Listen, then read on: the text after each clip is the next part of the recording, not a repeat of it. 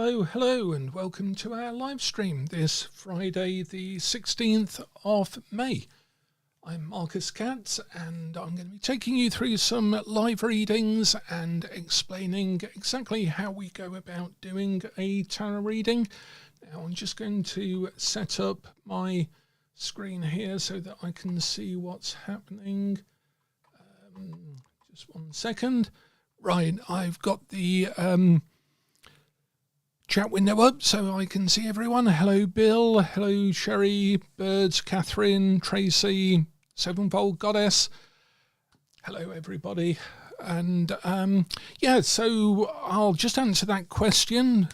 Questions are good. I think that we are here to inquire into the universe. So it's a good question about when I finish a reading, what do you do with your deck? Put it away, shuffle it. It's a good question. I tend to shuffle it a few times and then just put it back into the tin or box or whatever that I have to do it. Sometimes what I do with a deck is I actually reset it. And by that I mean I put it back into order. So I do the major arcana, and I put the Fool at the beginning of that, so 0, 1, 2, 3, all the way to 21, the world. And then I do the pentacles, and then the swords, and then the cups, and then the wands in their order, for me at least, on the Tree of Life, going from the Ace to the 10, and then the Court card of each suit.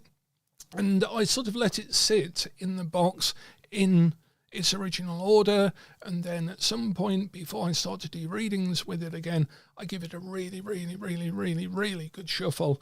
And I don't know why I do that. It's just an intuitive thing. I sometimes like to have the deck back into it's like a control alt and delete on the deck to make sure there are no background demons running in the process.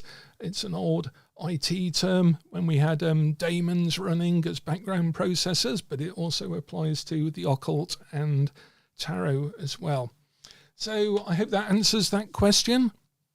I tend to keep decks in a variety of boxes. This is the Malpertus deck, the Tildwick Tarot by the late Neil Lovell, who I really enjoy corresponding with and supporting his decks. And this deck is a wonderful deck. We might do a reading with this deck just to show how to do a reading when you're using a Waite-Smith variant, but a big variant, and that's an Aquarian Tarot. That was the first deck that I actually purchased. Strangely enough, it wasn't the Waite-Smith, it was the Aquarian by David Palladini, and this is a modern version of it. I think my old version, my original version of it, is downstairs somewhere, so I just picked out a tin.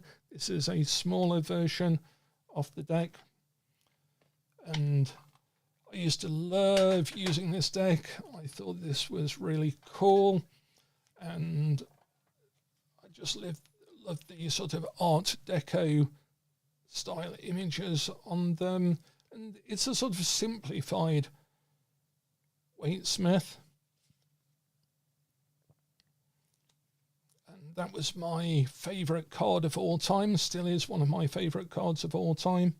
I used that as my significator when I was about 14, 15 onwards.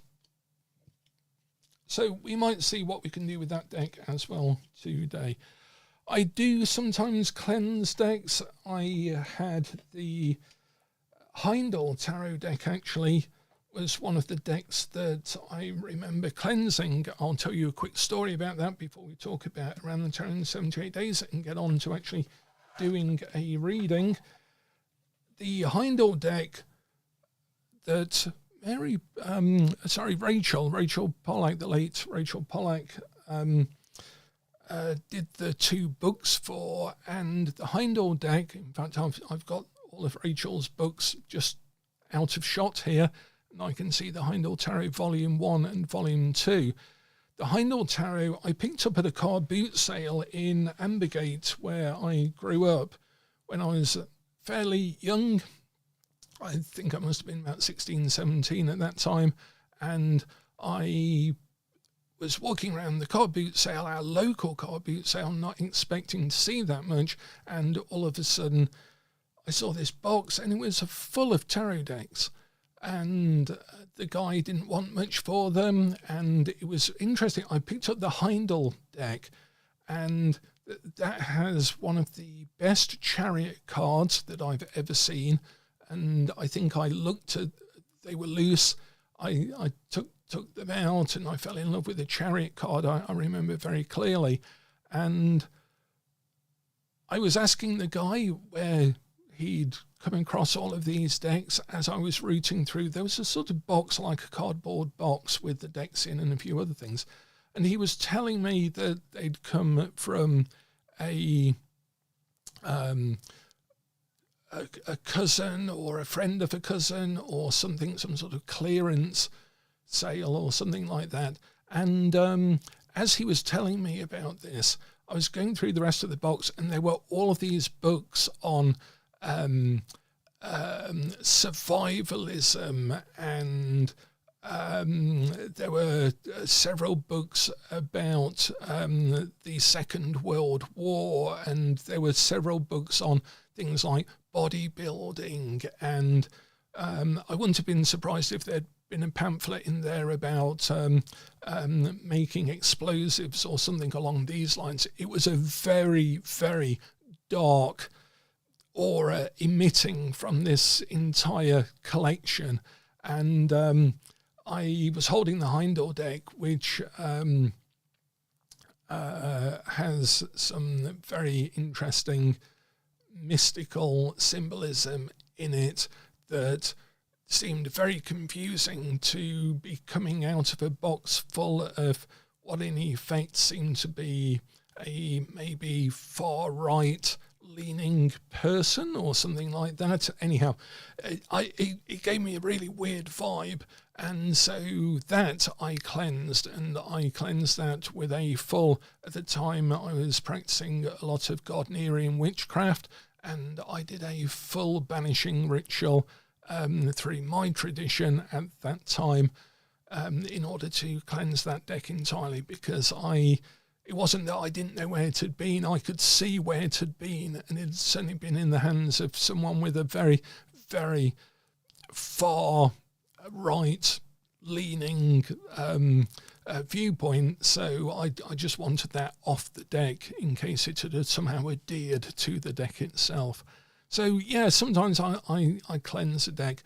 I always say as well, and this is in Tarosophy, that let the deck tell you how to cleanse it. A Thoth deck, an Aleister Crowley, Frida Harris Thoth deck, it's far better doing an ancient Egyptian ritual to cleanse that rather than a sort of witchcraft ritual or a New Age ritual or a sort of default ritual, cleansing it with water and salt and so on. Aquarian deck, it would be good to do a sort of a New Thought or New Age type mindfulness cleansing of it in some way or another. This deck I would take to a abandoned house and cleanse it there, and because of its theme and so forth. So I always tend to clean decks or cleanse decks or prepare decks. In effect, what we're doing is the two acts at the start of all magical practice, which is, well, there's three technically, is a banishing, a purification, and then a consecration. A banishing removes all elements that you don't want on the table or in the deck or in your temple or in the place.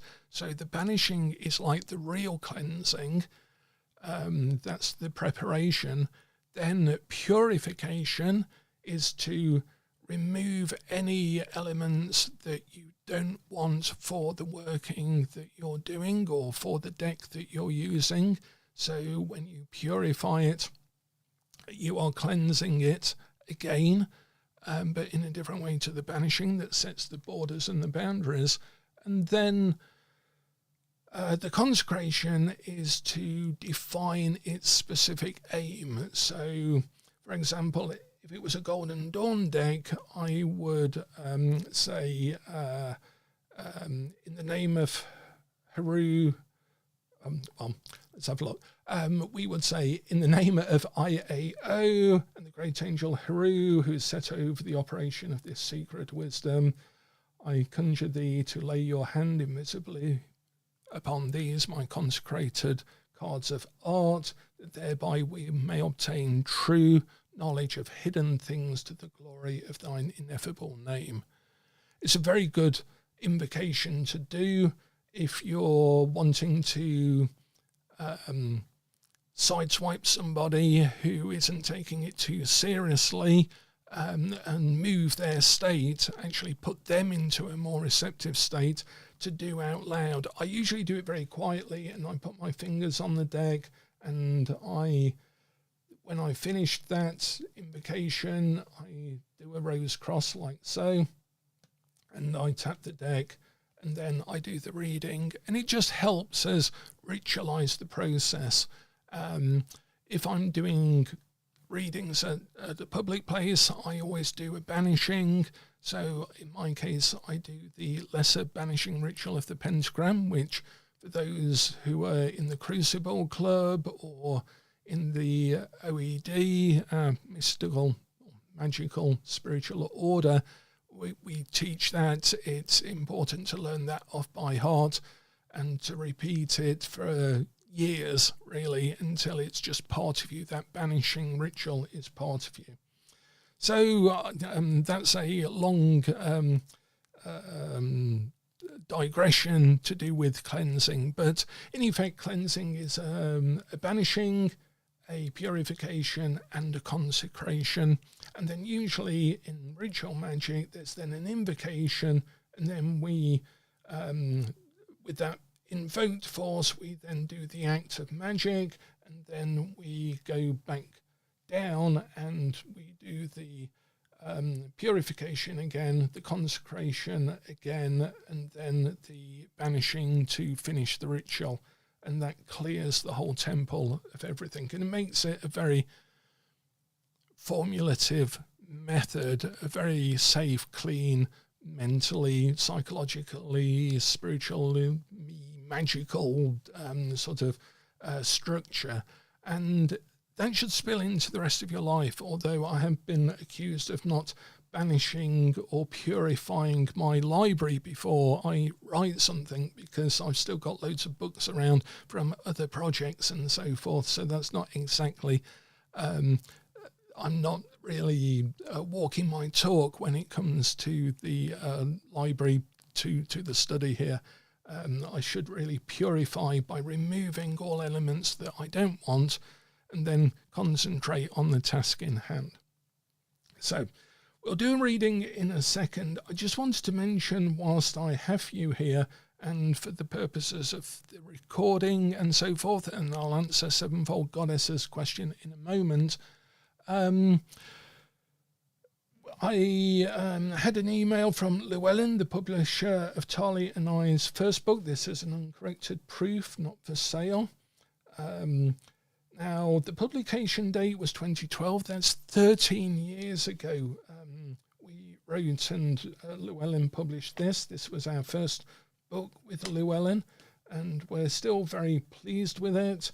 The only thing we change in it is the order of the cards in it to make it a little bit more usable as a reference source, as opposed to being very Kabbalistic, where we had these wayside lessons, the numerology of the cards and so forth, and the solar spread. So that will be in the Mountain of the Sun, which is obviously corresponds to Tifereth and so forth. But we had a letter yesterday, so this is bang up to date, that basically Llewellyn are going to stop publishing it. It's going to go out of print because it's been around for 12 years now, 13 years, which is an awfully long time when it comes to a book. And if you imagine that when you write a book, you're not putting it on a bookshelf, you're putting it onto a conveyor belt. And the conveyor belt is going really fast. And as the years roll on, more books get written, and your book and every other book gets shunted down the conveyor belt from printing schedules, from popular awareness, from the buying catalogues that go out to bookshops and to Amazon and so forth. And so your book sort of will end up falling off at some point unless the publishers decide that it's something that is evergreen and continues to sell, and that is always the most basic beginner book, like, for example, Scott Cunningham's Wicker book, things that get a name for being the absolutely most accessible, generally, comprehensive introduction for someone who knows nothing about the subject to take it off a shelf and get some use from it, or feel that they are getting some use to it. Around the Tarot in 78 Days is that book for us, but not for Llewellyn anymore, whereas Secrets of the Waite-Smith Tarot will probably stay in print for a lot longer because of the research that's in there. That's not in any other book, where there are, I don't know how many books a month published on basic tarot, but Llewellyn and Co. will only publish and continue to publish books like The Ultimate Guide to, or The Absolute Guide to, or The Only Tarot Book You'll Ever Need sort of thing, with the most accessible generalist information in it. They things that are a little bit more tweaky will go out of print. And so if you want to get this book, they have offered us when Tarot Time Traveller went out of print, they gave us the rights back, so we're now making that as a free course within the Tarot Association. It's free if you are a member of the Tarot Association. I'm slowly rejigging the whole of Tarot Time Traveller, which is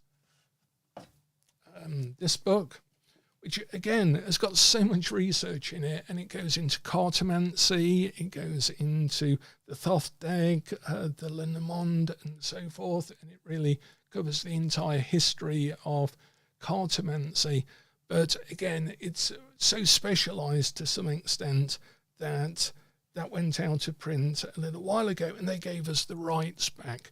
Now, I'm not sure if they are giving us the rights back for this as yet, because they might want to still sell it as a foreign rights publication, so to get it translated into a language it hasn't yet been translated in.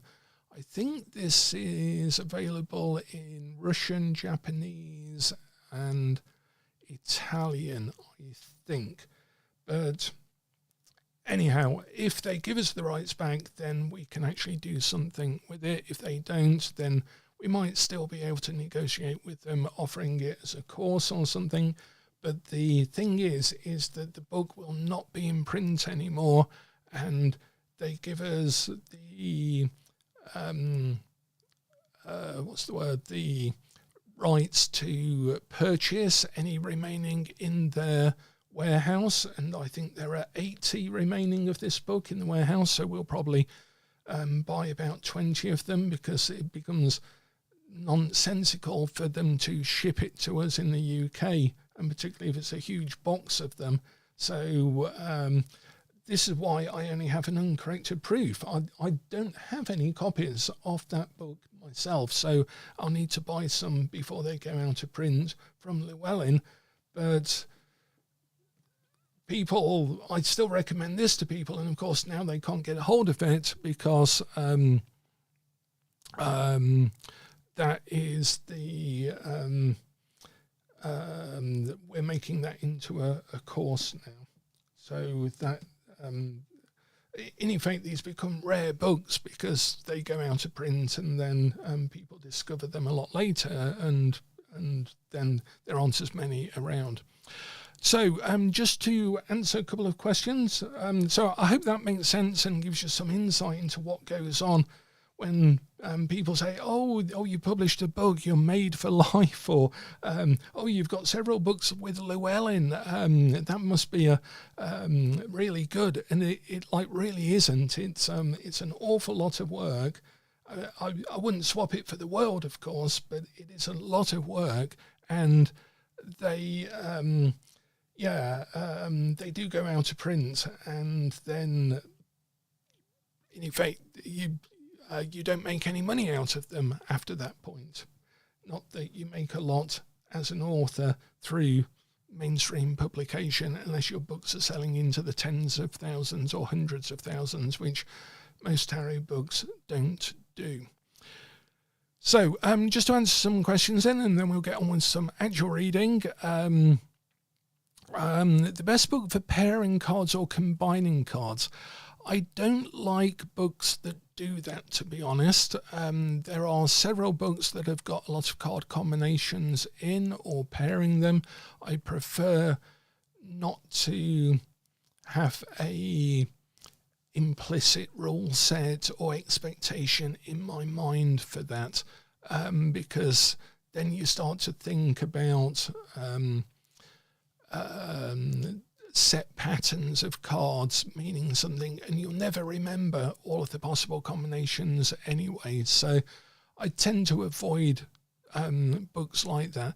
There is quite a good one that I enjoyed reading, because you can read it to see how other people are interpreting card combinations, and for the life of me I can't remember which book it is, so I'll have a look for it and perhaps put it in a comment. Actually I can put that in the members section, so I'll recommend that in the members section for Sevenfold Goddess. Thank you.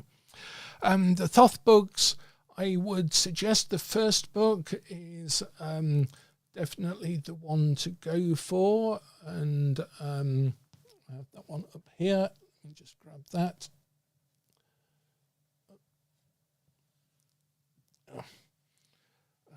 This is underneath Chaos and Beyond, Chaos and Beyond, Chaos and Beyond, 2 books by Robert Anton Wilson. That's volume 3. So it's really volume 1 that is the better one to get, because that goes into the major arcana.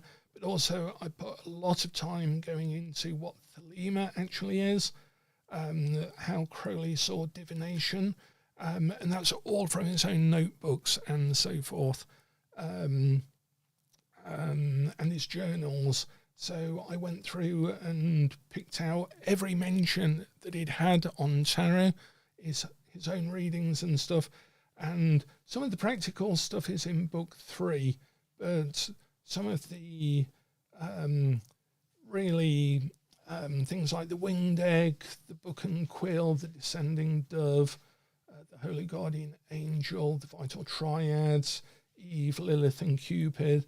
You've got a whole whack of esoteric symbolism in this. So, and again, with the with all of the other 2 books as well, it is basically the same thing. I've gone for the esoteric stuff, even how Crowley interpreted his own tarot readings, because I looked at how Crowley went about his own readings. And of course, as we've mentioned several times in these live videos, Crowley never used a Thoth deck. It was never printed in his lifetime. The Golden Dawn members never used a Golden Dawn deck, because a Golden Dawn deck was never printed. And Arthur Edward Wade and Pamela Coleman Smith converted to Catholicism very shortly after the 1909 Wade Smith deck, and we know that Wade some 10 years later, when he developed the Waite Trinic deck, didn't use it for tarot card reading as we would know it, didn't produce them as cards. They were meant to be pictures that were shown during ritual for initiation and so forth. As we've been covering actually in the Spiritual Key to the Tarot course that we're doing at the moment, looking at Arthur Edward Waite's deep meditation and philosophy and so forth. So it's ironic. Crowley never used a Thoth deck, Golden Dawn members never used a Golden Dawn deck, and Pamela Coleman Smith and Arthur Edward Waite probably never used a Waite Smith deck for readings as we would understand them. Right, I'm just going to shift these out of the way.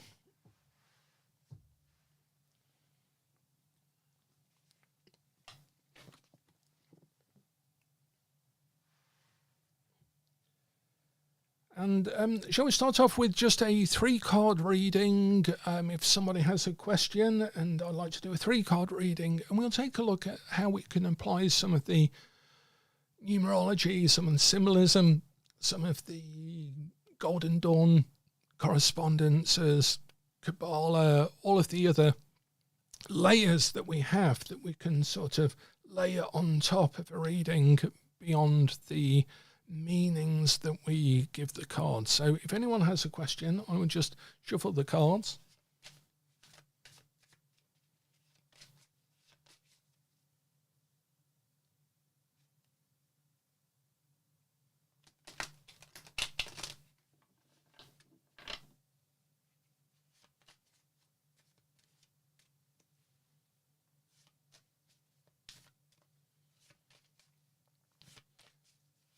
It's a pity the YouTube chat doesn't allow us to see if anyone is actually typing.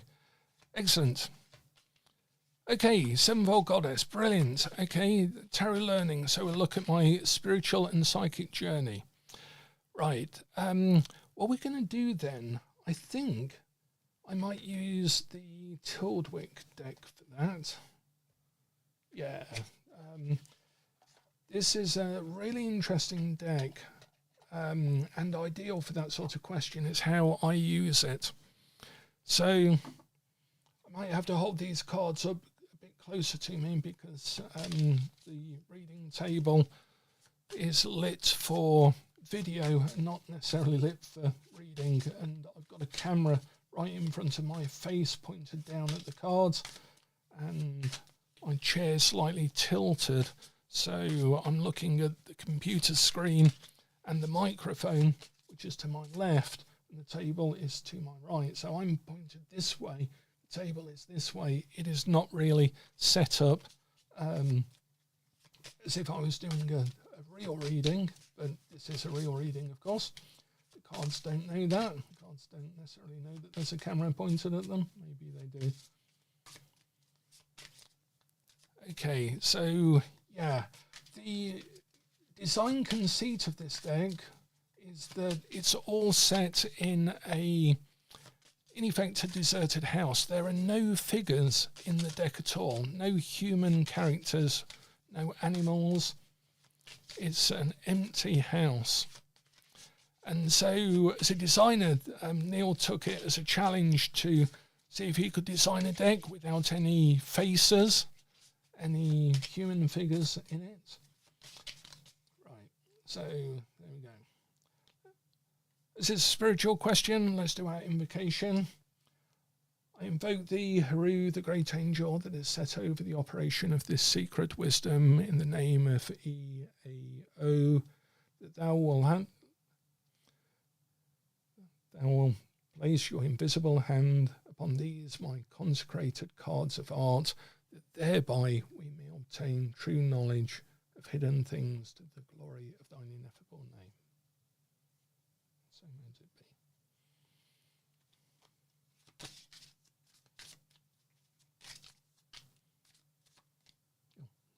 Okay. No? Yeah, okay.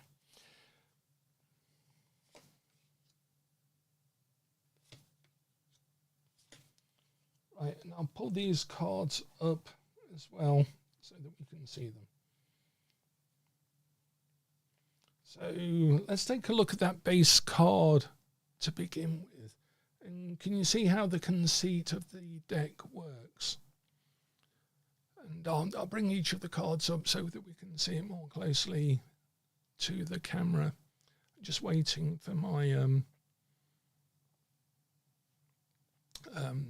camera picture to catch up with me. There's a delay on it, a lag. I'll put it down there. So the 10 of Cups is here displaying 10 cups in a cabinet on a black and white floor. Now this is the base card at the bottom. So in terms of your spiritual journey, underneath it and the base is what the Germans and the Victorian collectors called a sort of a Wunder cabinet, a wonder cabinet, or a cabinet of wonders, and they would go on the grand tour, the mid to late Victorians, and they would collect all sorts of weird things from their travels and then bring them back and put them into a cabinet, a wonder cabinet. In fact, in the Hecademia, in our big tarot course, our 2-year one of the pieces of homework was really to set up your own wonder cabinet of tarot cards. And we got some, over the years, we've had some wonderful examples of wonder cabinets of tarot cards. So here, this is basically saying that underneath everything else, you are in effect building up your own wonder cabinet of experience, a wonder cabinet of all of the things that you can bring into your spiritual journey. So have a look at wonder cabinets and then apply the idea of a wonder cabinet to your spiritual life, to the way that you collect experiences, even your tarot cards, but in terms of your spiritual life, because we always apply the card to the question. This is one big obvious trick to reading tarot. Always apply it to the question. Keep it with the question. So your spiritual life is like a cabinet where you may have to be careful to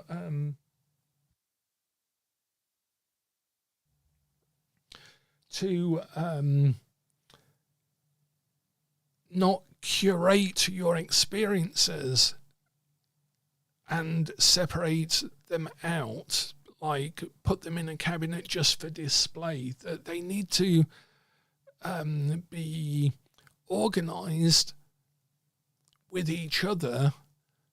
And I'm thinking in terms of your beliefs and your values, your experiences have to be integrated. They have to each have their context and their place in your life, but you need to make sure that they are well organized in your life underneath everything else, because that's feeding everything else that's going on. So I shall put that just there.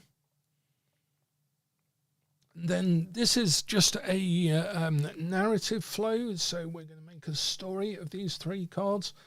If I'd have set it up for a past, present, future reading, then we would read it that way. If it was a more general question, I would usually do past, present, future. If it was a specific advice question for something that is every day, then I have a definitely don't do this, definitely do this, and take this as a middle path. If you don't feel able to do the thing here, or you feel tempted to do the thing it's saying not to do, then a middle path is this one.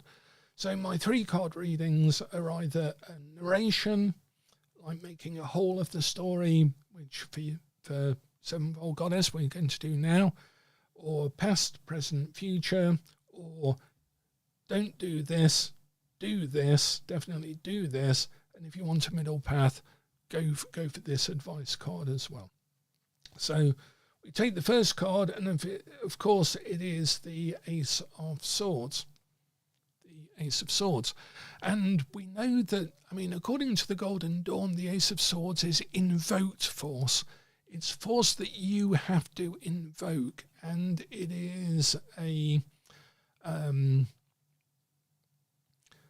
intellectual force, it is a willed force, it is a directed force, a singular force as well. So, and you can see that this is sort of laid on the mosaic, and it's all about the handle more than the sword itself. Our attention is being drawn to the handle, so it's a bit like finding on a drumstick that perfect balancing point. I apologise to my magical wand for using it as a drumstick, but finding that sort of point on a sword where you have the perfect balance, and then you can actually sort of use the tool to the best of its advantage. And I think that is what it is saying here, that you have to be able to use your will, your intelligence, by wielding it in the right way, to use it maybe not to be overly critical, maybe to be purely scientific, purely logical, or maybe to use it comprehensively. There might be areas of your life where you're not wielding the Ace of Swords, and that can happen in our spiritual and our psychic journeys as well, that we sometimes rebel against the mind or logic, and we go more for intuition and gut feeling and instinctual, the instinctual passions and sides of our life and so forth. But logic has a place. Logic has a place. Symbolic logic is really useful, particularly if you're studying Western esotericism, certainly the way I teach it. Symbolic logic, understanding just basic logic is really useful, and it has a place in our spiritual journey as well. The next card is the Nine of Wands, so the Nine of Staves as it is here. And again, when we are reading a Waite-Smith variant, or if we are more used to, say, reading the Thoth Tarot, and then we use another deck, we can be tempted to almost think, right, okay, well, the Nine of Wands, so this is the Nine of Staves, so in the Waite-Smith, that would be the Nine of Wands. What does that card mean? What does it look like in the other deck? I once did a demo reading for a deck, a wonderful photographic deck. Again, I can't remember the name of it now, but I was invited to this art gallery in Lancaster to do readings with it for the show that the artists were having of some of the art for the deck. It was a beautiful deck. I hadn't seen it before. I just turned up. They sat me at a table, and I was doing readings for people looking at the art in the gallery with that deck. And as I sat down, and suddenly a queue of people formed, and they were all sort of university students, art critics, art professors, historians and so forth, and people interested in culture and the university life and things. And I really panicked for a moment, and the first few readings, I was really trying to think, what's this card in the Waite-Smith? What's this card in the Thoth? What? And pull my meanings from there. Then I realised I was missing a massive opportunity, and I was defiling my own singular rule about tarot reading, which is you read the tarot cards. You're being paid, or you're doing it for free, but you are acting as a tarot card reader, so you just have to read the cards. So here we need to read this card, and what we can see is we have a form of lantern above, and we have a figure, a statuette, holding, it's like Atlas, holding the world, and there is water coming out of this, so it is some sort of fountain in an alcove. And we have flowers either side, which seem to be doing very well, and the red roses are part of a symbolism in terms of Rosicrucianism, of course. So these are very indicative of the spiritual life. And Atlas is, it sort of corresponds to Yesod on the Tree of Life, because Yesod literally means foundation. And that's where I'm going with this, that this is the foundation of your studies, that you need to be like Atlas. There's a good Ayn Rand book, isn't there, called Atlas Shrugged. But you need to be able to support your beliefs and your values and your discoveries and your experiences through your spiritual life, and feel them and hold them above you. But at some point you are going to have to let go of them all as well.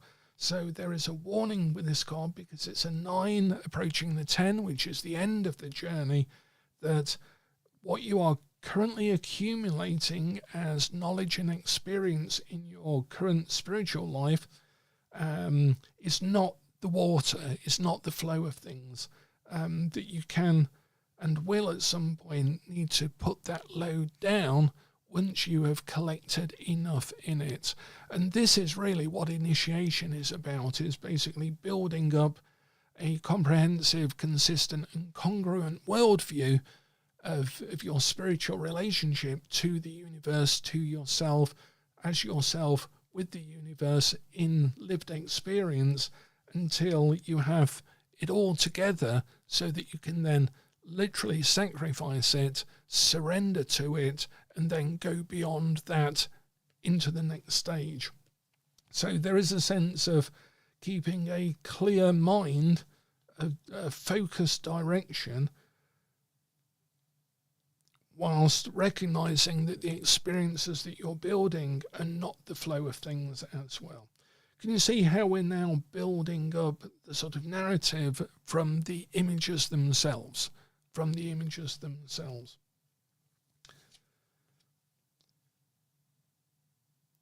And then we have the 4 of Cups, which again, we have to be careful not to try and transpose it to another deck, or to, and again, this is why I don't like learning necessarily from books about pairing cards or combining them, because it puts knowledge in our way. And sometimes I think that knowledge is often used to, I use the analogy of being in a cell and being given the escape plan being smuggled into you on pieces of paper in library books. And you get the pieces of paper, and what some people do with the escape plan is they use it to decorate their cell. So they stick all of these bits of paper up on the cell to just decorate it. Other people use it as an actual escape plan.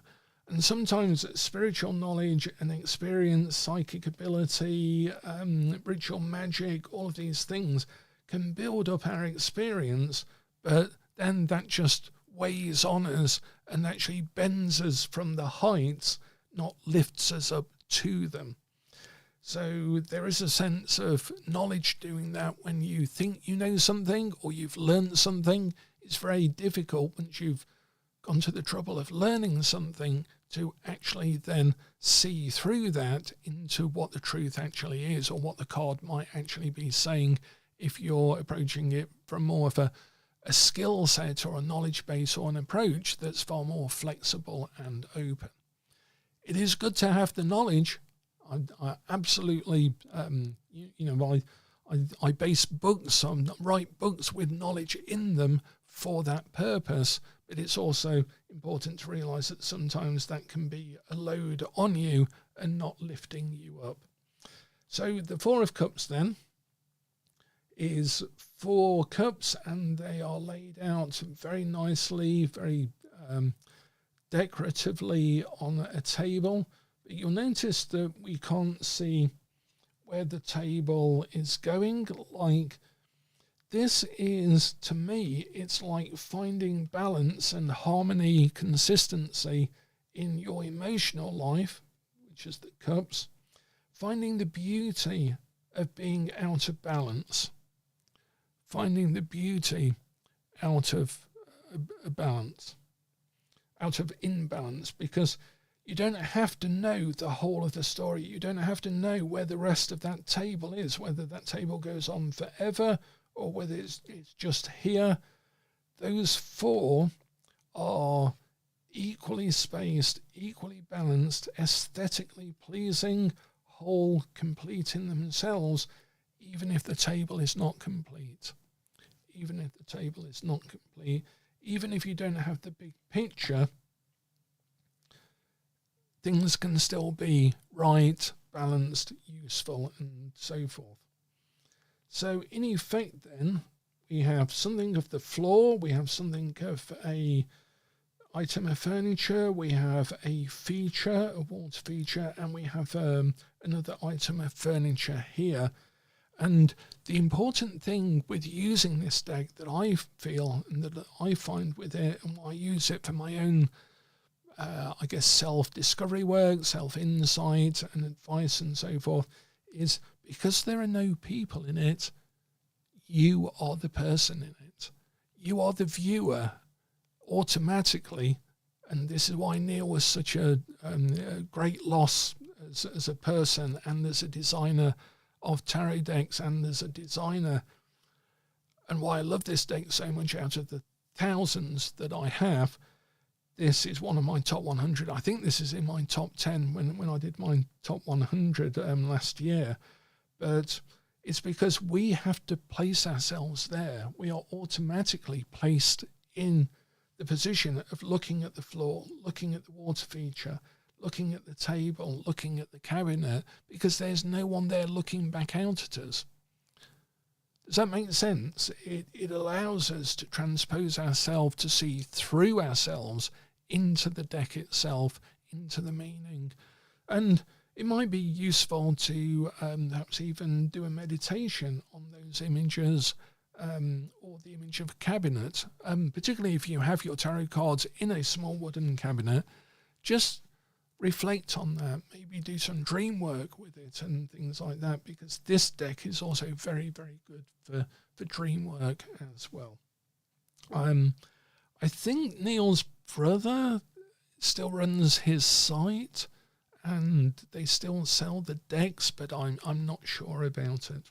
For those looking at the deck, which is why it's good if you think something's going to go out of print, particularly tarot books and tarot decks, buy it when you get the opportunity, because you might regret it years down the line. Okay, does that make sense? So we have, to summarise it, underneath everything is an organisation of all of the different things you're doing, all of the different paths that you are studying and open to. They have to be arranged, but we're learning here that they can be arranged in the context of where you are now, and that can still have worth and balance and be insightful, be pleasing, be useful to you in life. Philosophy, after all, is knowledge applied to living. You have to have a direct balance, a handle on things, literally a handle on things from the intellectual side. Make sure you are applying your mind correctly. And to realise that the things that you are building up can feel a burden, can add to the strain of life and are not the flow of the water that's underneath it. They are just decorative. As Umberto Eco said, the truth is brief, the rest is merely commentary. So there's a sense of building up experiences and knowledge, but not being weighed down by it as well. And finding balance in disharmony. There's an important lesson there in that picture. Okay, so that's, thank you for the question, because it's given us, I was going to go with the weight or the aquarium, but that's given us a good example in this session of how to use a deck that is unlike the Waite-Smith deck. Make sense? Anyone got any questions that's watching it? I think we've got about 10 or 11 people watching live. So if you've got any questions. Right, Let's try I can't remember if we've done a 1-card reading and shown how that can work. Has someone got a question that I can do a 1-card reading for in the closing 10 minutes of our live session? And I can demonstrate some way of doing a 1-card reading, because sometimes people ask about that. A sort of yes/no reading, a simple question that just needs a quick answer. And 1-card readings are very good to do if you don't have a table with you. If you're stood up, say it's a party and people are asking you for a reading and stuff, 1-card readings are good because you can always use the base card and sort of tip it up to and keep your drink in one hand and then do the reading with the other hand, instead of having to stop socialising and find a table, find a quiet place with the person and lay out cards on a table. Okay, if no one has a question, I will make one myself.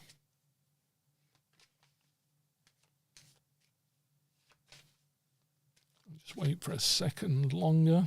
Again, unfortunately, I don't know why the chat maybe it's the way it's streamed to the studio that I'm using, but I don't think YouTube really shows you if people are typing. Does Zoom? I can't recall.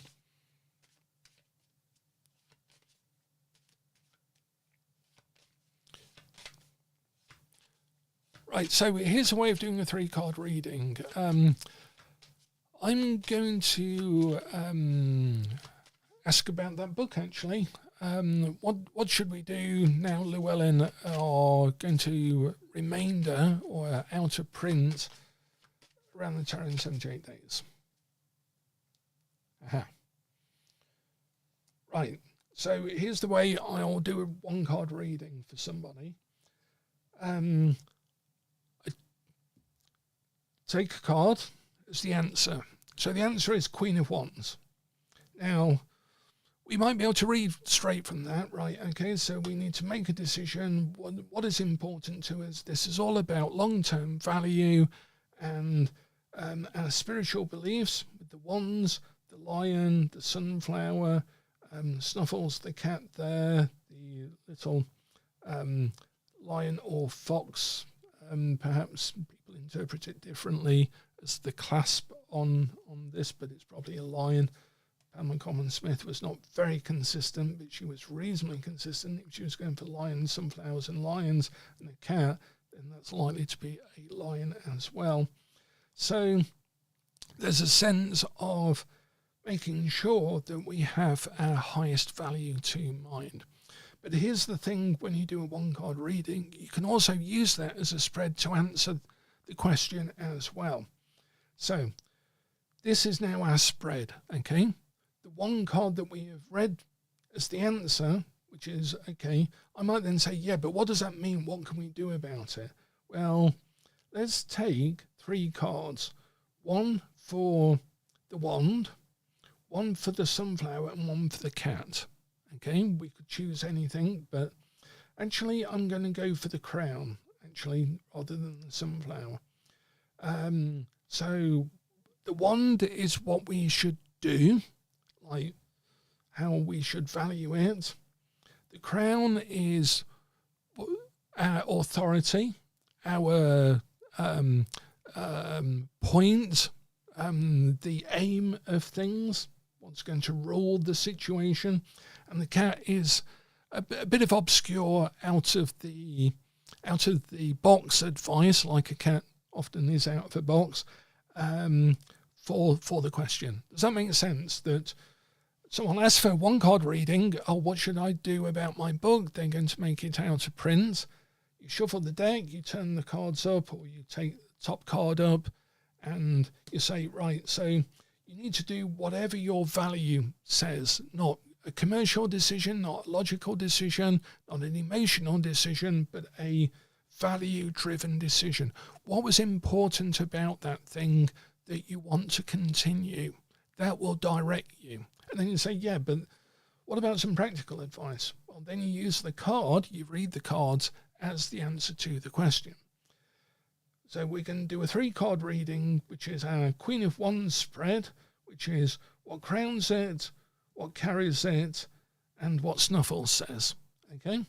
So I'm going to put that card down there. And this is what crowns it. So I'll actually put that above the card. Do I want to shuffle? No. This is how we go with it. And this is what Snuffles says. Yeah. So, the Queen of Wands says to us, whatever your highest value, here's the wand. This is your will, your direction. This is the wand here. In order to do that with the question, which is, what should we do with the book? What crowns it is not worrying about the financial return on it, because that has withered now on the vine here. That thinking of it in one way, this we call the blight card, because it's the potato famine. This is a potato hoe that the farmer is holding. The golden dawn meaning of this card was a worker in the fields, but one who doesn't profit thereby. And that's what Pamela has drawn with her knowledge of the Irish famine. And there was a lot of Celtic revivalism going on at the time, and Pamela was very aware of that through her connection with Yeats and so forth. So something has withered, but he still has his hoe. And the important thing with this card is never to put all of your potatoes in one field or eggs in one basket. So this is saying the point that you should now aim for is to plant a different crop with it, which means we need to turn it into a course or an audio book or a set of memes or a diagram or a illustrated version or some other format that isn't the book. And that is what that is saying. That should be where our authority is, our crown is. That's the point of it.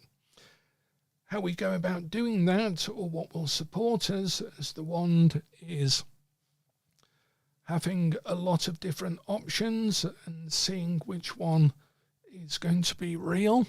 So brainstorming it, but then selecting one thing that is real and not getting caught up by all of the different options that we have.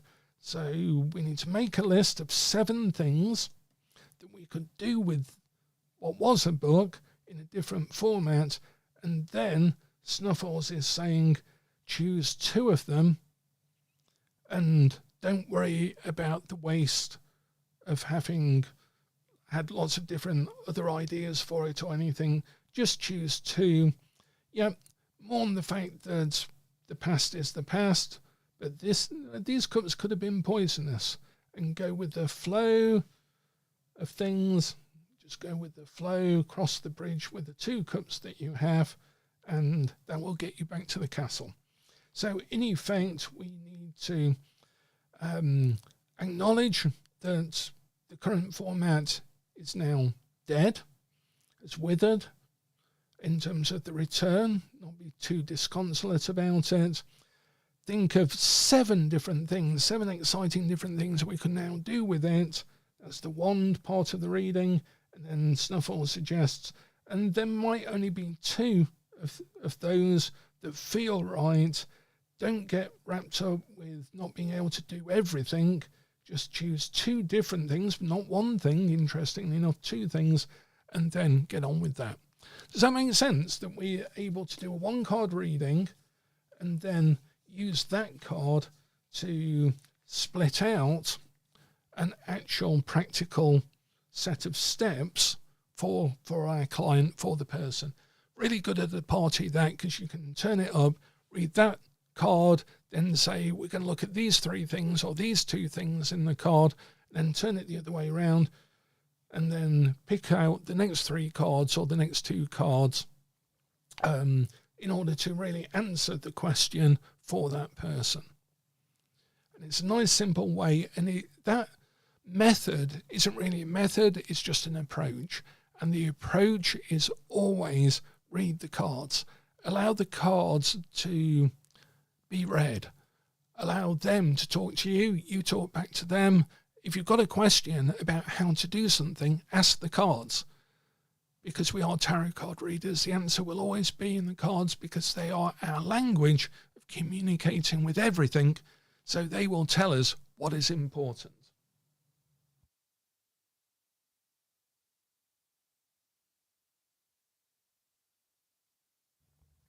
Sorry, just taking a breath there for a second and a sip of water. So, thank you very much. God, I don't know about you guys, but that hour went by really quickly. I wasn't, I maybe haven't stopped talking. Maybe that was the problem.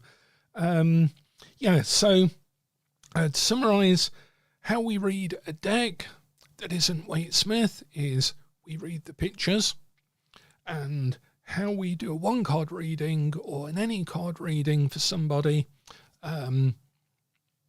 again, we use the cards, we read the pictures, we allow the tarot to teach us all of the time, and we're always open to that as Tarosophy tarot readers. This is the Tarosophy approach that allows us to be more flexible, incorporate what goes on, and just learn to let the cards teach us. And the more we stay open to that, the more we feel that we don't have the answer, that we need to ask the tarot, then that's how we make progress. Okay, everyone, and again, I am behoven to mention that we do have a membership subscription for the Actual Magician's Bookshelf, which you are watching now. I have a load of material that I'm just waiting to put onto that.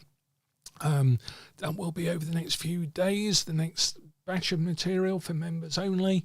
I've got some exciting stuff to do with some esoteric magazines from the 80s, and actually beyond that, going back into history. And we've got some free material as well for the general channel coming up as well. At the moment, I'm just buried in typesetting Spiritual Key to the Tarot, our latest book that we've been working on 10 years. Thank you for those who are in the course for that. We are giving it all in the book and in the course. And the course has 2 more weeks to run. Still got a load of material that I can't wait to share with you.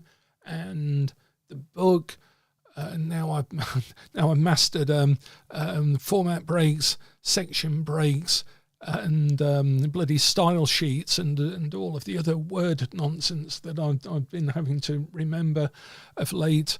Then I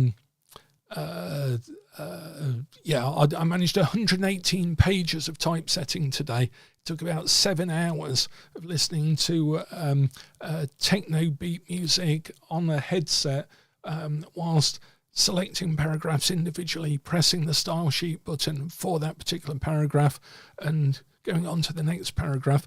There's 400 pages. I'm 118 pages into it now, so hopefully the book will be probably sent for proof, for proofing with Amazon Print on Demand by the time the course is finished, almost certainly. Okay, thanks a lot, everyone, and I'll be back tomorrow for those on the Spiritual Key to the Tarot course.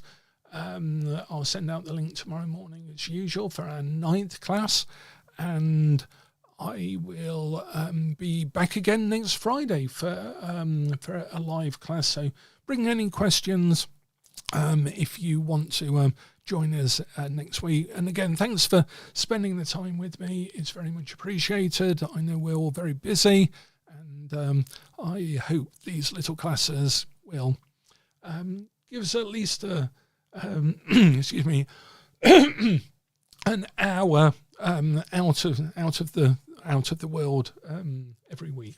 Thanks a lot, everyone. Take care. Bye for now.